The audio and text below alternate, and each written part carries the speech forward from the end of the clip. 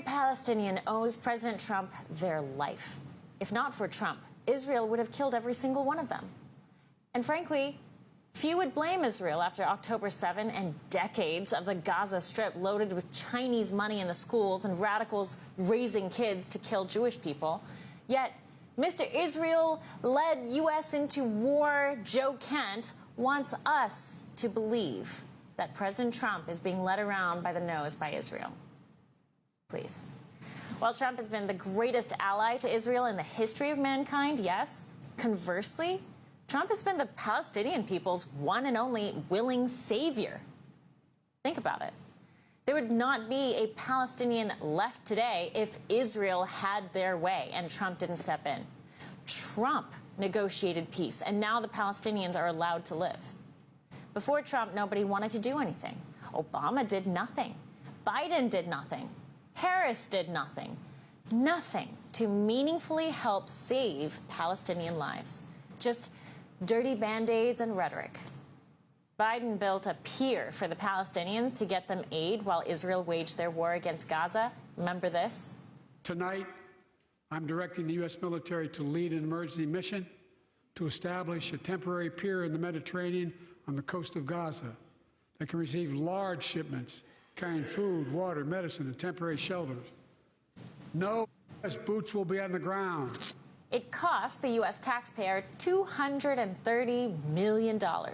It was operational for a grand total of 20 days and resulted in the death of one U.S. service member. And the aid never got to the Gazans who needed it. Boondoggle.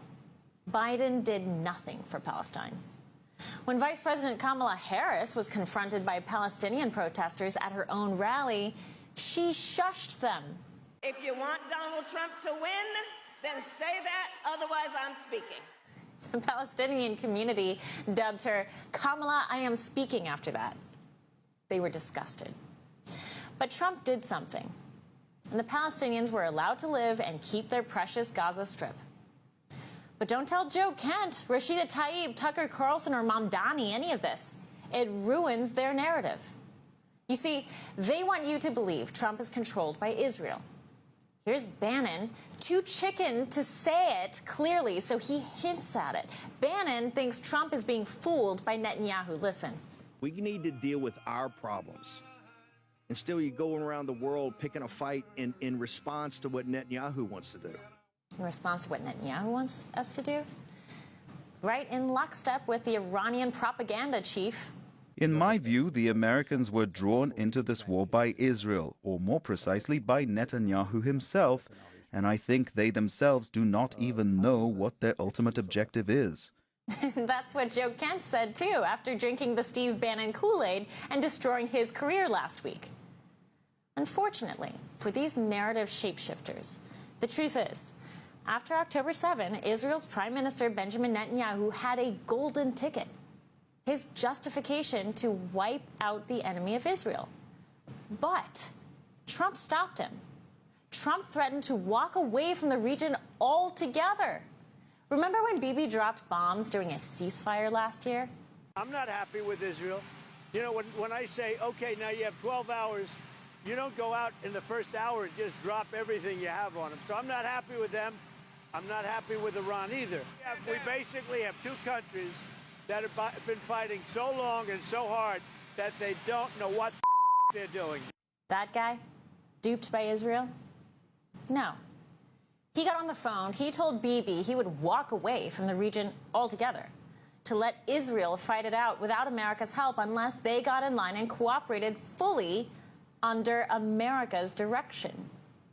The Free Palestine group owes Trump their lives. He saved Palestine, and he saved Israel. He's taking direction from no one.